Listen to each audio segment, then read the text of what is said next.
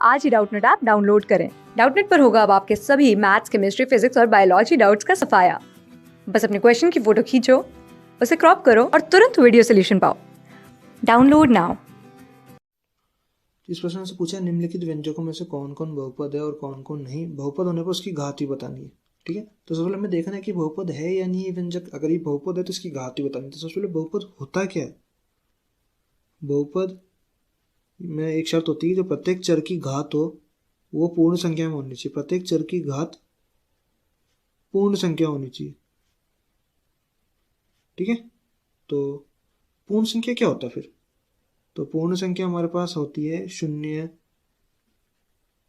1, 2, 3 और ऐसा आगे बढ़ता है। ये हमारे पास पूर्ण संख्या होती है। ठीक है, तो हमारे पास व्यंजक क्या था, x की घात 4 माइनस 2 x की घात 2 प्लस 2x प्लस वर्गमूल 2। ठीक है, एक एक सारे पद देखते हैं अपन। सबसे पहले ये वाला पद, इसमें x की घात 4 यानी चर की घात 4, 4 एक पूर्ण संख्या है। ठीक है, तो ये सही है। आगे बढ़ते हैं, माइनस 2 x की घात 2, तो यहाँ पे चर x है, इसकी घात कितनी है 2, तो ये भी पूर्ण संख्या है। ठीक है, आगे बढ़ते हैं, 2x और यहाँ पे x की घात कितनी है, x की घात 1 है।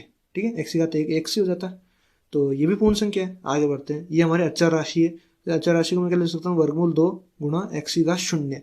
x की घात 0 क्या हो जाएगा 1, फिर 1 को अपन वर्गमूल 2 से गुणा करेंगे वापस वर्गमूल 2 आ जाएगा। तो मैं इसको ऐसे लिख सकता हूँ। अब x यहाँ पे जो चर है उसकी घात कितनी है 0, तो ये भी पूर्ण संख्या है। तो यहाँ पर प्रत्येक जो पद है इसमें प्रत्येक जो चर है इसकी घात पूर्ण संख्या है। तो ये हमारा यहाँ पे बहुपद है। ठीक है, अब बहुपद है तो हमें इसकी घात ही बतानी है। तो घात क्या होती है, किसी बहुपद की घात किसी चर की अधिकतम घात होती है। तो इसमें इस बहुपद में जो चर है उसकी अधिकतम घात क्या है, 4 है, x की घात 4।